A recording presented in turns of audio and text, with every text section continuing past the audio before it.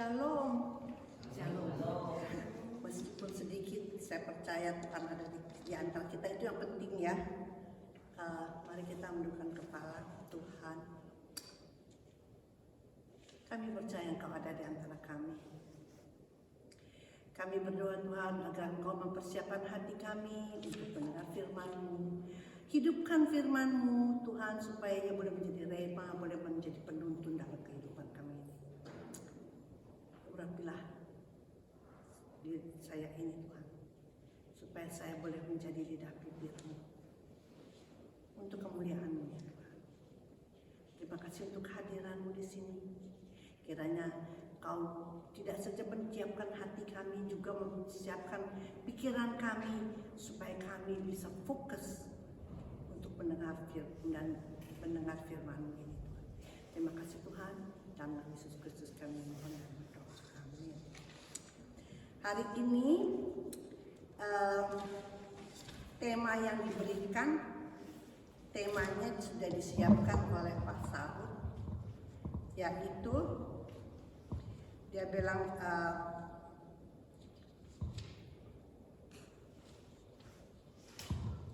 temanya mengenai mari kita membuka Kisah Rasul-Rasul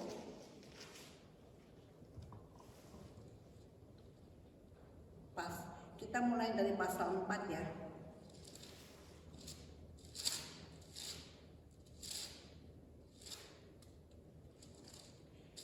Kisah Rasul-Rasul pasal 4, kita mulai dari pasal 32.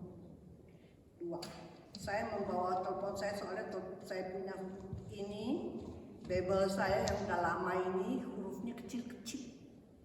Dan sejak operasi ya, kataraknya diambil. Dulu saya bisa baca yang kecil, sekarang kalau melihatnya kecil kayak semut. Jadi saya akan membaca ini dari sini. Ini mengenai Kisah Rasul-Rasul. Ini mengenai gereja yang baru dibangun sejak Pentakosta, waktu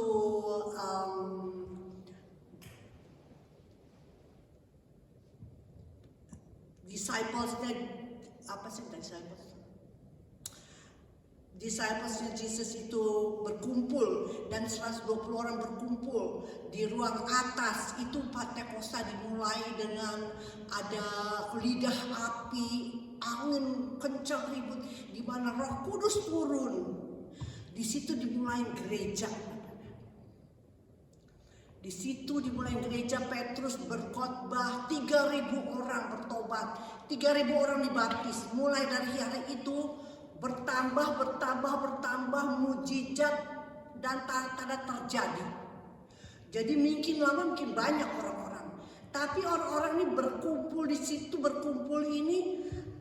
semua orang berkumpul mendengarkan firman itu, belajar firman itu siang dan malam. Soalnya mereka tuh pada gak pulang, karena banyak yang gak bisa pulang, karena mereka dikucilkan oleh keluarganya, diusir oleh keluarganya. Mereka gak boleh percaya kepada Yesus, sebab Judaism itu cuma kepada Allah aja gitu.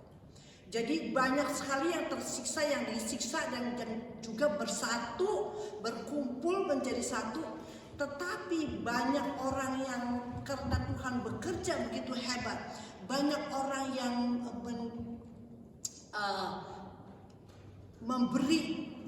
menyediakan makanan, memberi pada mereka yang terlantar, yang tidak ada bajunya, nggak punya makanan.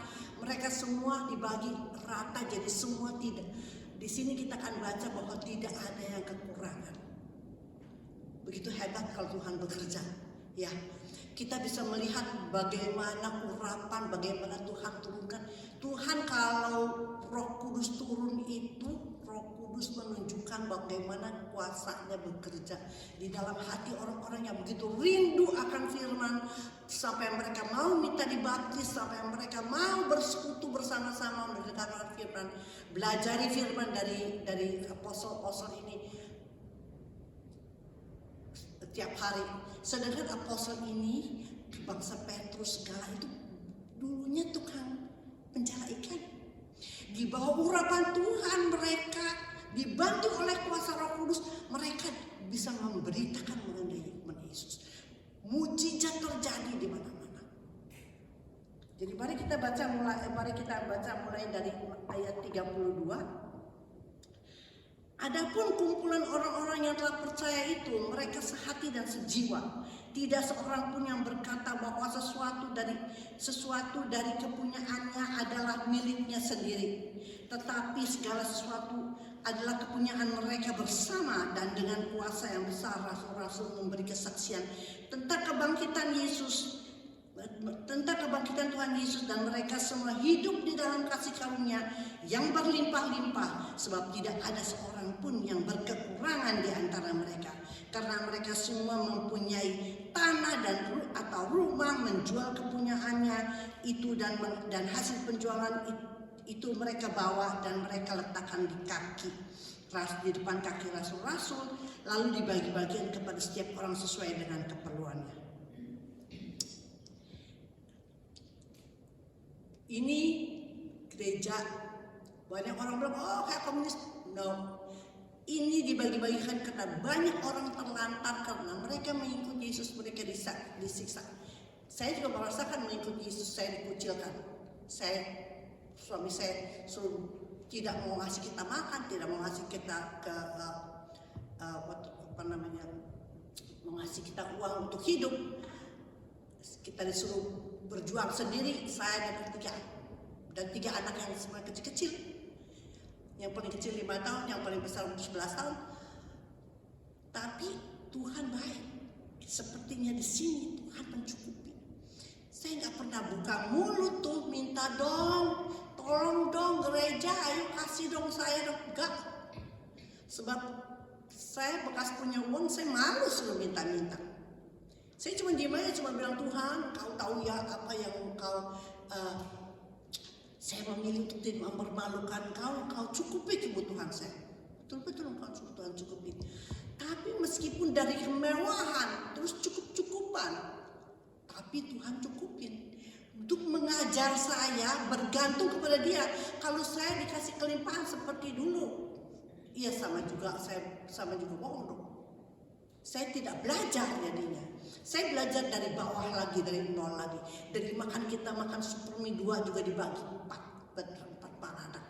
Jadi kalau dipikir Tuhan tuh mengajar kita supaya kita merasakan kasih karunia-Nya, melihat mujizatnya, dan juga menunjukkan bahwa Dia benar-benar menjagakan dan mencukupi kebutuhan kita. Kalau kita perlu selalu ada. Ya, jadi lalu dibilang ada. Sekarang kita pergi ke pasal 5 yang pasti Pak Saud minta saya mengkhotbahkan, adalah pasal 5 ayat 1 sampai 11 ya. Demikian pula dengan Yusuf yang ini nomor 36 masih. Demikian juga Yusuf. Kita udah tadi. Sekarang pasal 5.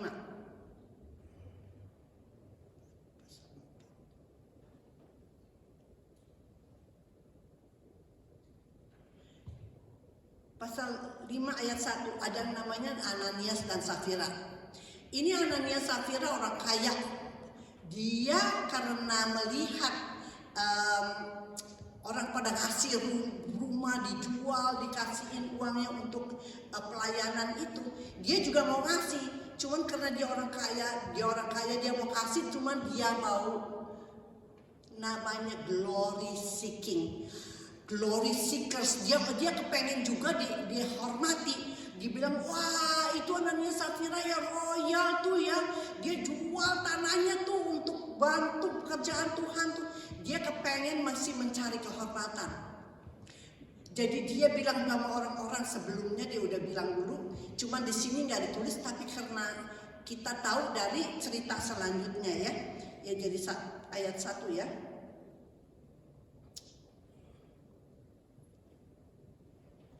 Ada seorang bernama Ananias dan istrinya Safira menjual sebidang tanah. Dengan setahu istrinya, Ia menahan sebagian dari hasil penjualan itu dan sebagian lagi dibawa dan diletakkannya di hadapan kaki rasul-rasul.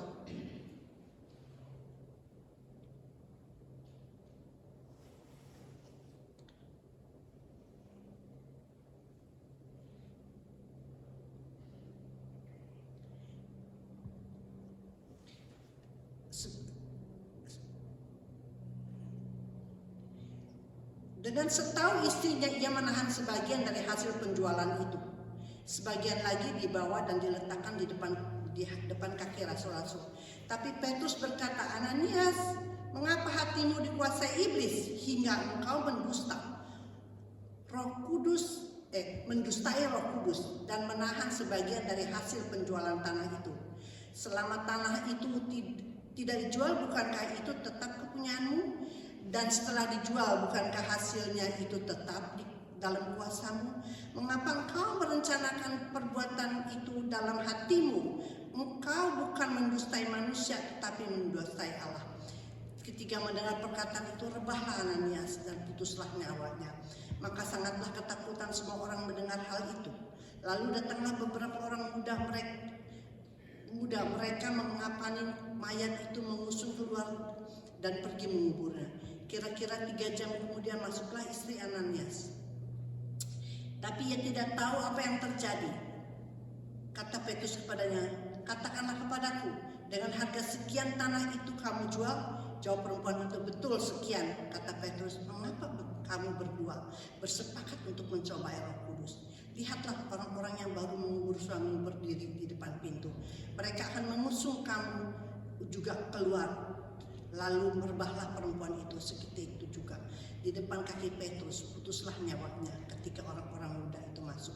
Mereka mendapati dia sudah mati, lalu mereka mengusungnya keluar dan menguburnya di samping suaminya.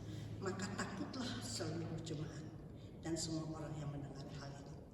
Saya rasa semua orang tahu cerita ini, pernah mendengar ini berkali-kali, betul nggak?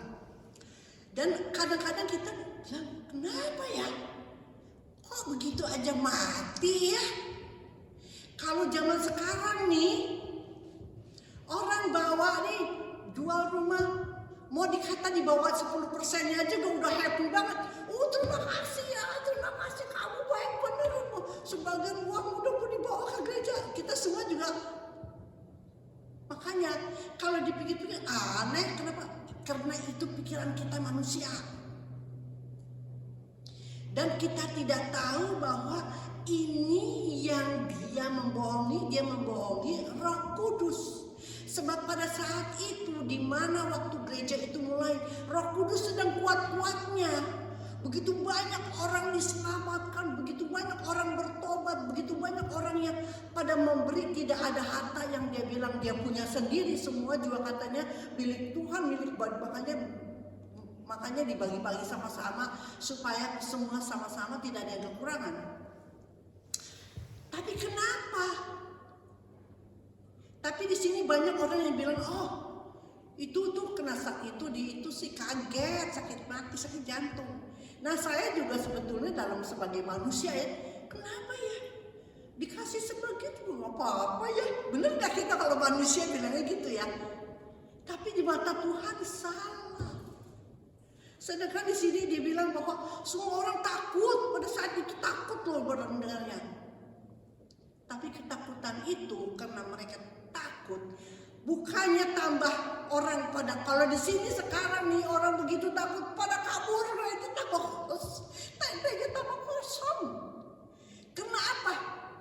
Karena kita selama ini kita dikasih makannya enak melulu, berkat-berkat, kesembuhan, kesehatan, sukacita, damai sejahtera. Kita tidak pernah dikasih tahu bahwa Tuhan itu adalah Tuhan yang murka. Kemurkaannya kita bisa hati-hati ya. Kalau Tuhan murka ya, kita gak pernah di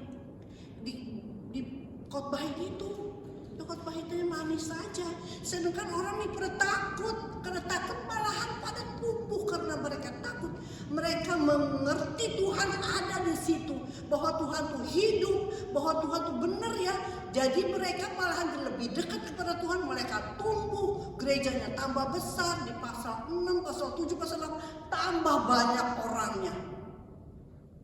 Itu takut akan Tuhan adalah hikmat yang pertama. Itu takut akan Tuhan yang benar.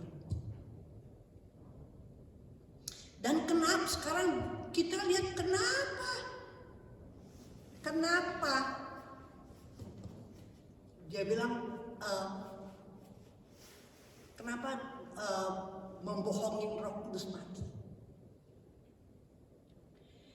Kenapa bohongin itu Roh Kudus mati?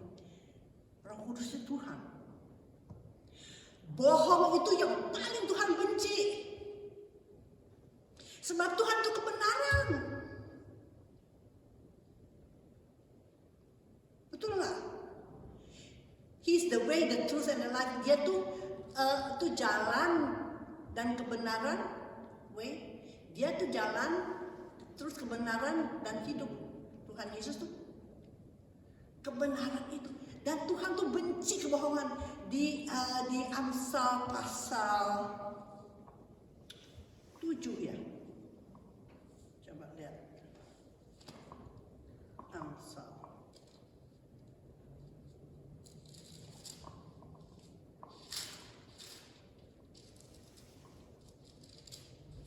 Di Amsal pasal 7 dikatakan bahwa 6 perkara, pasal 7 ayat 16 ya. 6 perkara ini yang dibenci Tuhan. Bahkan 7 perkara yang menjadi kekejian bagi hatinya. Kekejian bagi hati Tuhan, bayangin. Mata sombong, lidah dusta. Tuh. Tangan yang menumpahkan darah dan yang tidak kepada orang yang bertindak bersalah, hati yang membuat rencana-rencana yang jahat, kaki yang tapi yang penting lidah dusta. Tuhan benci dusta sebab dialah kebenaran. Jadi kalau kita dusta itu musuhnya. Jadi musuh Tuhan itu siapa? Iblis. Dia tuh apa? The fathers of lies. Dia tuh kepala dan itu bapaknya pembohong. Dia tuh, Tuhan tuh musuhnya tuh, kalau dia tuh jujur, benar, musuhnya itu dusta, kebohongan. Makanya Tuhan benci kebohongan. Coba kita lihat di Wahyu pasal 21. Wahyu pasal 21. Dia bilang mereka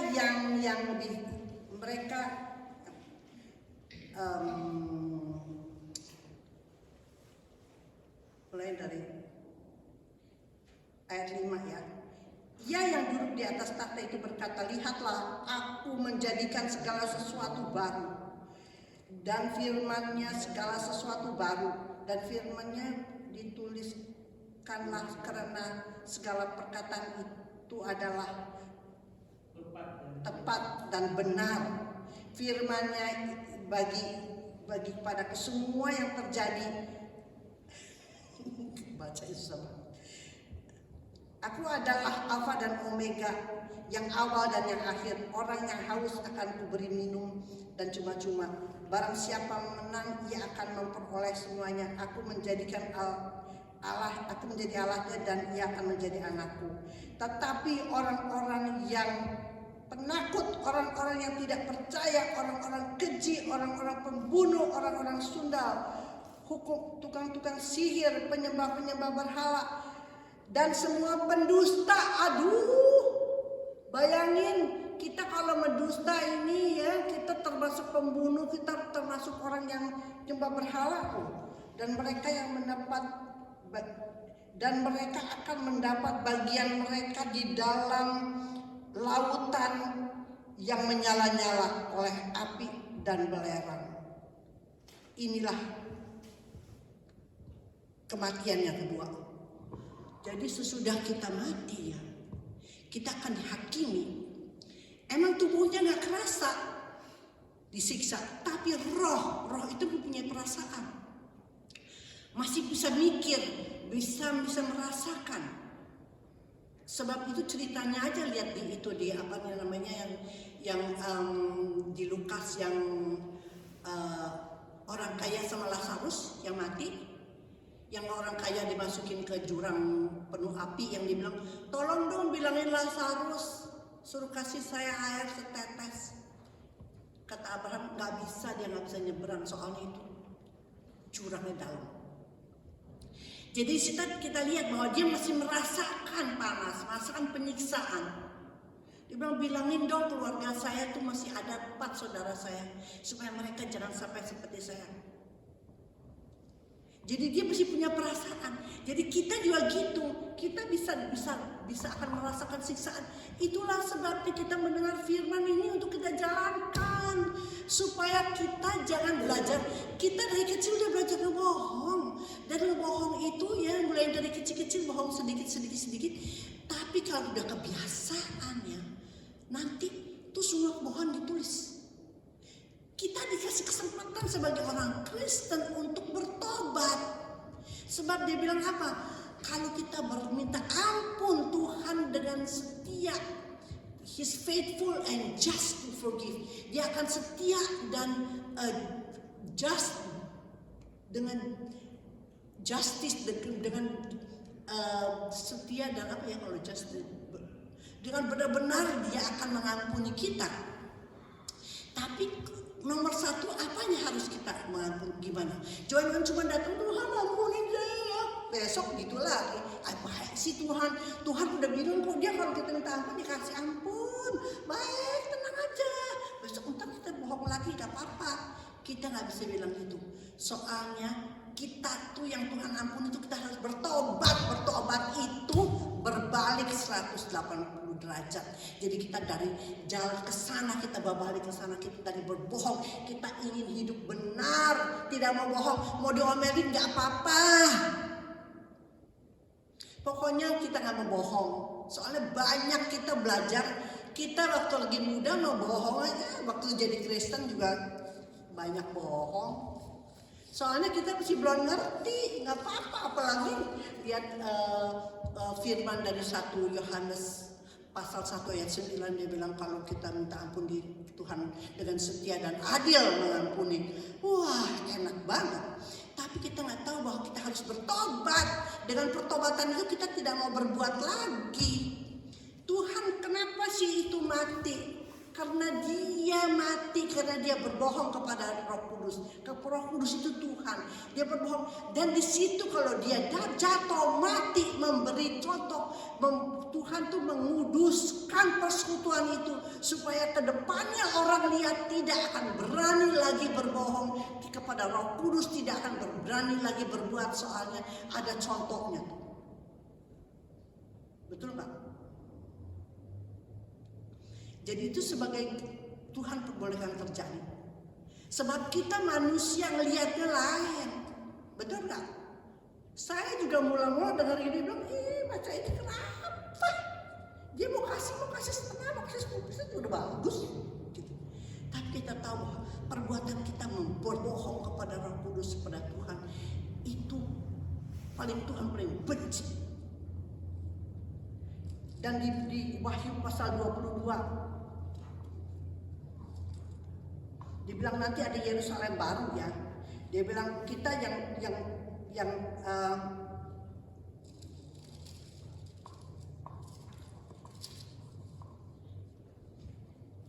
dibilang berbahagialah mereka yang membasuh jubahnya.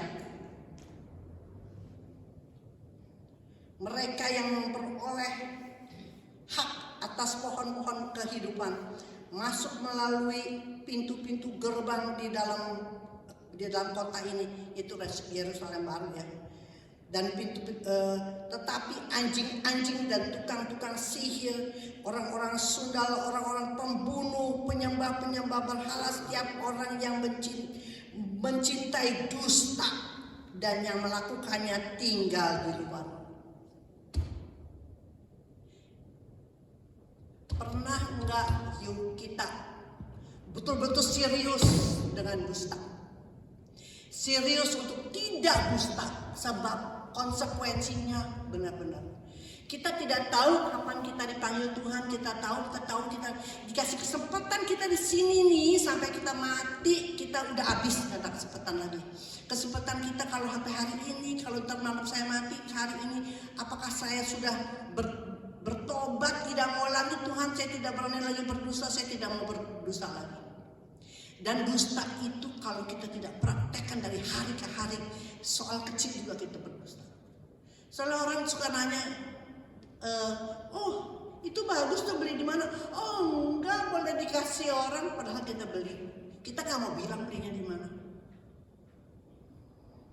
Tahu nggak?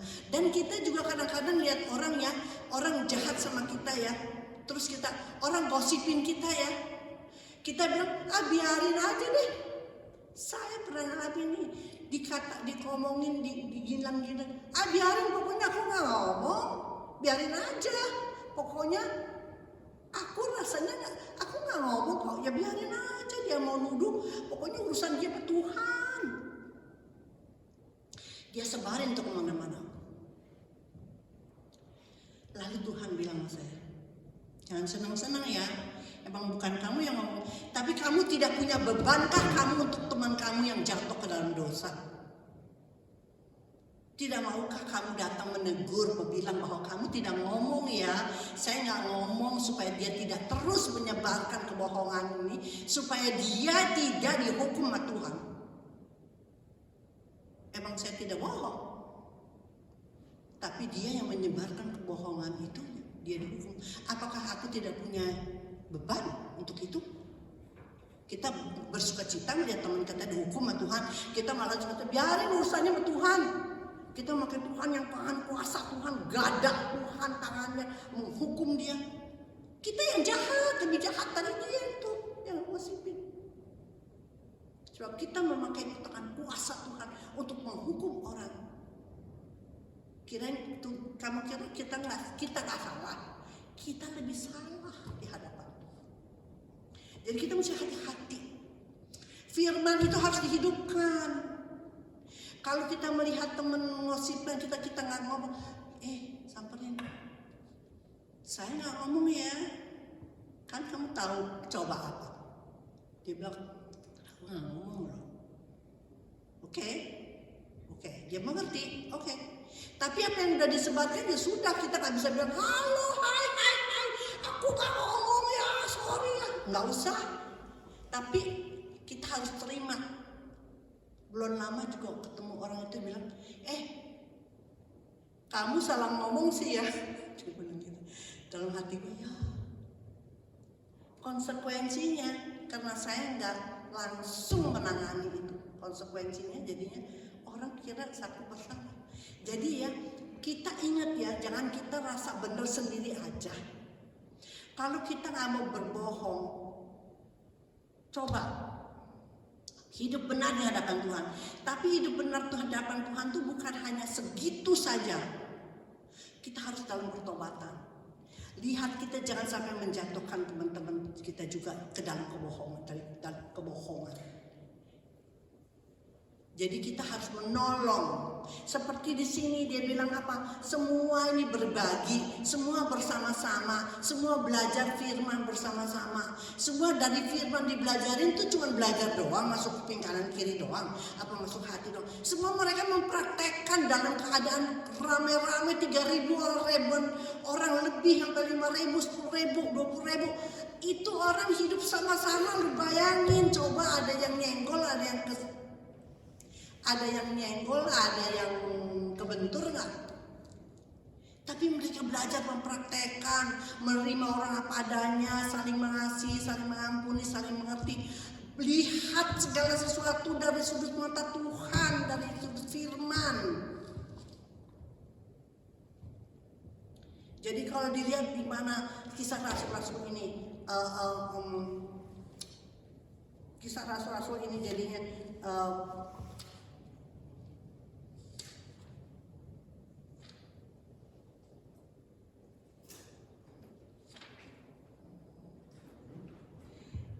sebab di sini ya Pak Saud memberi saya membagikan, dia bilang suruh dibagi, menyembunyikan kebenaran. Emang orang itu menyembunyikan kebenaran karena dia nggak mau bilang terus terang, nggak mau dikasih. Menyembunyikan kebenaran karena ada keserakahan di hatinya, Ananias dan Safira. Sebab yang dijual 1 juta, dia bilang kasih itu 1,5 juta, kita pakai sendiri 1,5 juta. Emang gak salah duit dia, tapi kalau dia berbohong di hadapan Tuhan itu dia salah. Dan berbohongnya kepada Roh Kudus lagi. Kalau aku berbohong kepada si Lili masih mending, masih diampuni. Li sorry ya gitu, ampun. Tapi kalau ini berbohongnya kepada Roh Kudus, kepada Tuhan. Kita bilang sama Tuhan, ampunin juga, bertobatlah. Apakah kita bertobat? Kita karena Tuhan tidak bicara sama kita, kita tidak dengar di sini, kamu diampunin, kita begitu lagi gitu lagi. Makanya kita sebagai orang Kristen paling ngegampangin tuh berbohong. Lagi jangan sekali-sekali kita menguji coba Roh Kudus. Soalnya menguji coba Roh Kudus itu menguji coba Roh Tuhan. Dan ingat, sehari ini saya cuma mengingatkan kalian ya, bahwa Tuhan benci kebohongan. Itu musuh besarnya. Kalau Tuhan itu kebenaran, musuh besarnya itu adalah bapa kebohongan, itu si iblis. Itu kan musuhnya Tuhan paling besar. Jadi kita mulai hari ini hiduplah prihatin dengan belajar jangan berbohong. Jangankan kepada Tuhan berbohong, belajar kita jangan bohong terhadap satu sama lain. Kalau kata sampai dimarahin, diomongin apa, biarin deh. Dari kecil sih dulu takut juga bohong karena kita takut omelin, takut dijewer, takut dirotanin. Kita masih belum ngerti, dari kecil juga pintar bohong. Saya punya cucu satu tukang bohong dulu. Soalnya sih, maminya bilang, main internet ya? Enggak. Mana teleponnya sini? Kan mamanya bisa periksa di teleponnya. Kan semua udah pada SMP kan udah dikasih telepon. Kan kelihatan di teleponnya. Jadi kalau dipikir mereka bisa berani bohong, tapi kan mamanya bisa tahu, bisa ketahuan. Saya bilang jangan bohong. Kamu jadi di setrap tuh weekend kamu nggak boleh pegang telepon. Telepon cuma boleh sekolah aja, kalau soalnya kalau di sekolah kan mau pulang ada apa, jadi dia bisa telepon ke rumah. Jadi saya bilang ada konsekuensinya kalau bohong. Kita juga gitu. Kalau kita juga berbohong kepada Tuhan, konsekuensinya kita bisa masuk neraka. Aduh, jangan deh. Jadi hari ini yang penting kita belajar dari ceritanya Ananias Safira ini adalah bahwa kita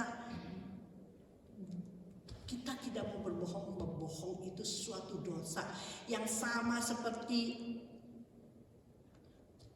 membunuh, sama juga kita main kuasa gelap, nyembah berhala, disamakan. Bayangkan. Jadi hari ini kita mau betul-betul datang kepada Tuhan, supaya kita betul-betul hidup dalam pertobatan dan menjauhkan kebohongan. Dan kalau kita menjauhkan kebohongan itu, yang kita dekatkan itulah takut sama Tuhan. Seperti yang di cerita sini, takut sama Tuhan. Kita selalu bilangnya jangan bilang Tuhan takut sama Tuhan, takut akan murka Tuhan. Tuhan itu Tuhan yang bisa murka. Kalau murka itu seperti apa? Seperti Nabi Nuh tuh habis semuanya itu. Seperti juga Sodom sama Gomora dibakar. Seperti Ninive habis. Ninive dulunya pernah diampunin di zamannya Nabi Yunus. Pernah diampunin. Nabi Yunus sampai ditelan sama ikan paus. Terus dia keluar, udah kena ijo-ijo, kena salivernya ikan paus. Dia nginjil juga karena dia nggak mau tadinya. Sebabnya orang Ninive ini jahat. Orang Ninive ini di sebelahnya Israel ini, di perbatasannya ini ditangkepin orang Israel, dijarahin. Dia orang rampokin itu, kalau zaman panen dirampokin, dijarahin, dan mereka tuh dikulitin orang Israel. Makanya tuh Yunus itu, Nabi Yunus benci bener sama Ninive. Dia bilang biarin Tuhan hukum aja tuh Ninive, karena bangsa dia dikulitin, bukan dirampok aja hasil panennya. Orangnya ditangkapin, dikulitin.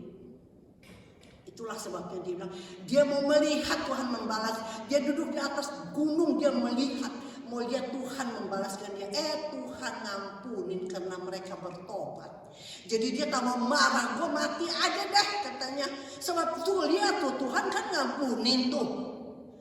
Tapi dengan alasan dia marahnya, karena dilihat bangsanya dikulitin, dibunuh, diperkosa segala.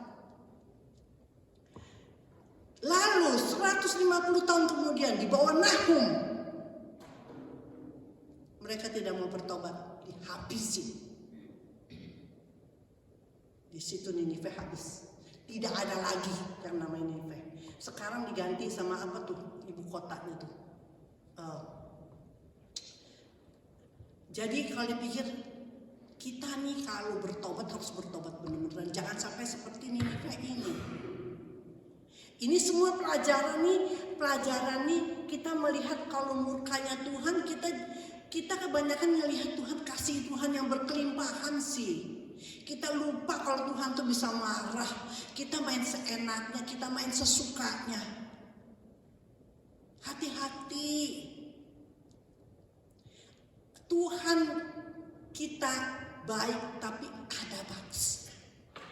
Ada batasnya.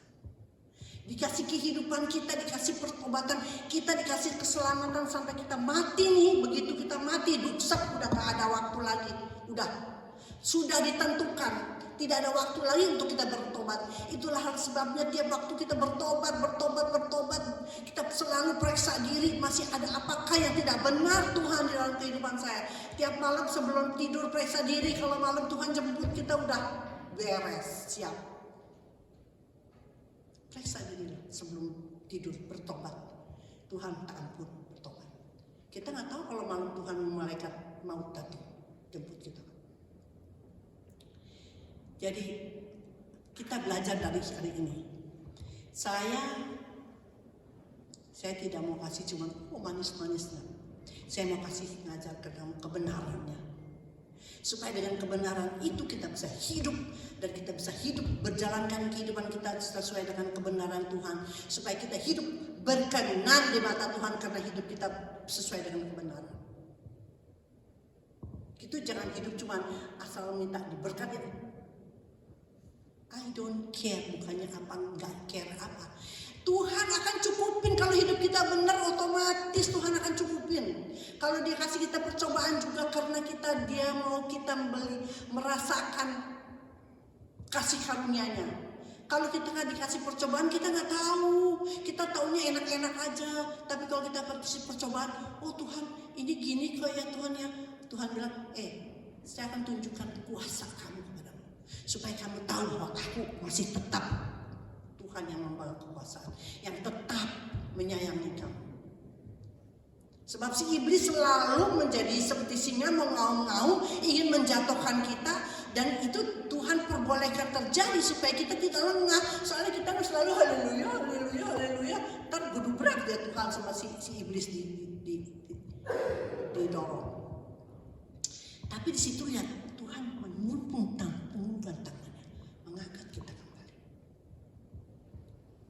Jadi ingat, kalau ada percobaan itulah karena Tuhan perbolehkan terjadi. Karena Tuhan ingin menunjukkan kepada kita kasih karunia-Nya, mujizatnya, supaya kita merasakan tetap bahwa Tuhan selalu menjagakan kita, menyertai kita, memberkati kita. Sebab kalau kita diberkati terus kita gak kerasa. Kita cuma misalnya haleluya, haleluya aja. Tapi haleluyanya kita jalannya ke jalannya yang pintu yang besar, akhirnya kita masuk neraka. Meskipun ke jalan yang sempit sulit, yang susah. Banyak percobaan. Tapi dalam percobaan Tuhan selalu menunjukkan kuasa-Nya, tunjukkan kasih-Nya, tunjukkan bahwa don't worry, jangan khawatir, aku besertamu, aku selalu ada bersamamu. Jadi kalau kita dalam kesusahan, I'm there with you, saya ada bersama kamu sih, supaya kamu merasakan, oh ini rasanya susah. Supaya kalau Tuhan sudah turunkan tangan, oh terima kasih Tuhan, ini rasanya diberkati. Jadi hidup ini kita harus merasakan semuanya. Jadi ingat bahwa dekat dengan Tuhan, hidup belum tentu lancar, tapi di dalam ketidaklancarannya, di situ kita melihat tangan Tuhan bekerja. Jadi kita bisa melihat di sini bahwa dalam cerita ini kita melihat bahwa Tuhan benci kebohongan dan Dia perbolehkan Ananias Safira mati itu menjadi contoh supaya orang lain semua takut melihat Tuhan tuh benar-benar hidup. Mereka tuh menjadi contoh, jangan sampai begitu ya kamu ya hidupnya di hari depan. Dan kita menjaga diri supaya kita jangan berbohong. Sebab kita melihat pada akhirnya di Wahyu kita lihat bahwa kita tidak masuk Yerusalem baru karena kita berbohong. Kita sama juga disamakan dengan pembunuh. Itu yang hebat. Soalnya apa? Ngebohong aja disampaikan sama pembunuh. Ya ampun Tuhan, bener segitu seriusnya ya. Iya, sebab aku ini ada kebenaran. Kita harus benar seperti Dia benar. Mari kita menundukkan kepala. Bapa di surga, terima kasih untuk hari ini. Saya berdoa agar Engkau memeteraikan firman yang sudah disampaikan Tuhan, hidupkan firman ini Tuhan, supaya boleh menjadi rema bagi kami, menjadi penuntun bagi kehidupan kami, supaya kami boleh hidup berkenan di mata-Mu Tuhan, untuk hidup memuliakan nama-Mu. Itulah yang kita ingini Tuhan, sebab kami sangat berterima kasih untuk kasih karunia-Mu yang telah berlimpah-limpah. Kami telah dikasih, terima kasih untuk teguran-Mu melalui firman-Mu yang begitu keras Tuhan, supaya kami tidak melalaikannya, tapi kami datang kepadamu dengan segala penuh pertobatan Tuhan, supaya kami boleh hidup berkenan di mata-Mu dan memuliakan nama-Mu. Terima kasih ya Bapa untuk hari ini yang semua ada di sini. Berkatilah kami satu persatu supaya kami boleh hidup berkenan di mata-Mu dan boleh menjadi berkat bagi satu sama lain. Terima kasih Tuhan, di dalam nama Yesus Kristus kami mohon dan berdoa. Amin.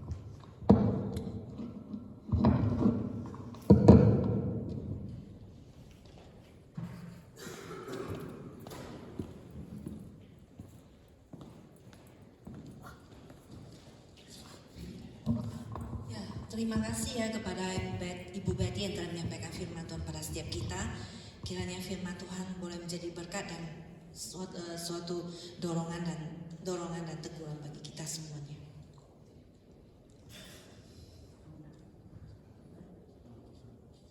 Ya, sebelum kita memberi persembahan, ada pengumuman dari saya dari pengumuman, yaitu persembahan minggu lalu ada sebanyak 145 dengan catatan tambah lagi 20 untuk misi ya, untuk anak-anak sekolah ya. Jadi semua 165. Ya, kiranya Tuhan memberkati. Dan kemudian ya, kita doakan untuk perjalanan Pak Saud hari Selasa boleh tiba di sini dengan selamat ya.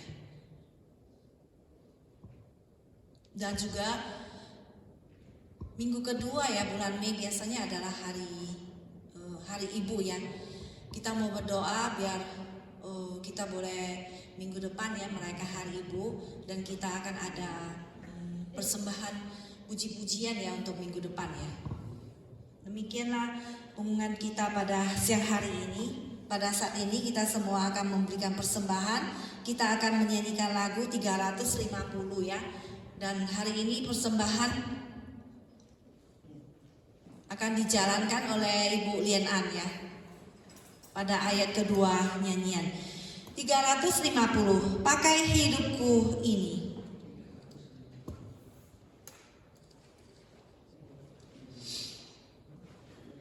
Take my life and let it be consecrated. 350. Pakai hidupku ini.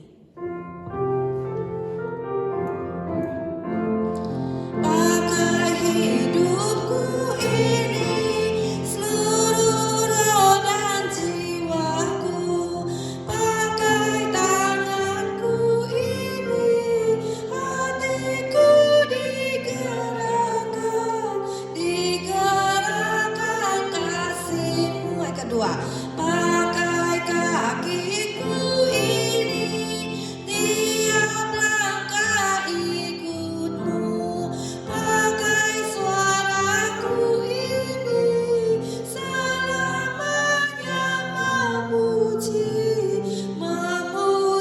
Kristus Tuhan. Yang ketiga, pakai mulutku ini, memberitakan Injil-Mu. Pakai hartaku ini, seluruhnya bagi-Mu ku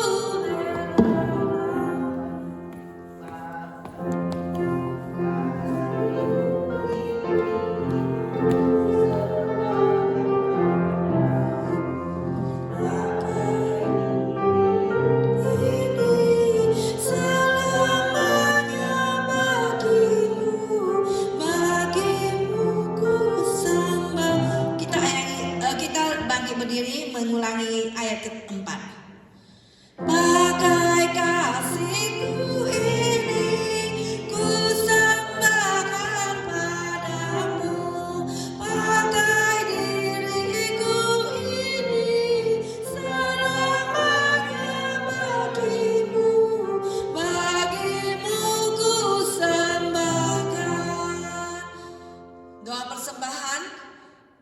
Ya, saya persilakan kepada Ibu Naomi ya, doa persembahan.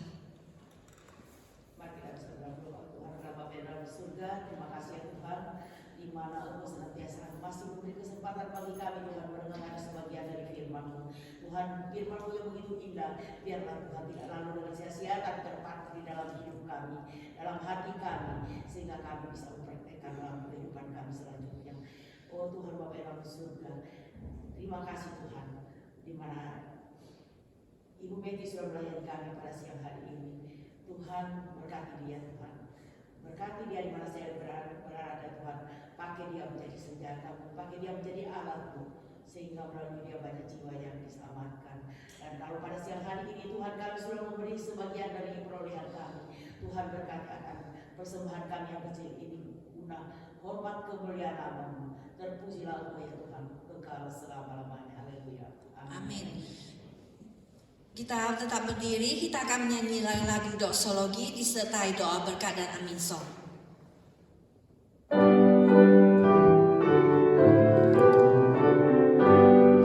Puji Allah Bapa Putra, puji Allah Roh Kudus, ketiga yang esa, mohon selamat sumber berkat. Amin. Jemaat yang dikasihi oleh Tuhan, terimalah berkat Tuhan. Maka Damai sejahtera daripada Allah Bapa dan juga keselamatan daripada Tuhan kita Yesus Kristus dan persekutuan, penghiburan, kekuatan daripada Roh Kudus senantiasa menyertai hidup kita daripada saat ini sampai selama-lamanya. Selama-lamanya. Amin.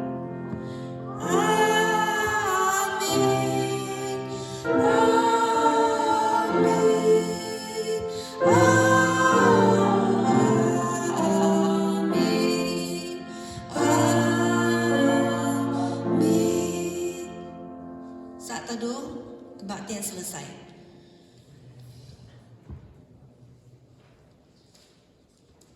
Dan pada saat ini kita akan menyanyi satu lagu ya. Jangan ditaruh dulu bukunya. Kita akan menyanyikan lagu nomor 215 ya. I want to turn this on.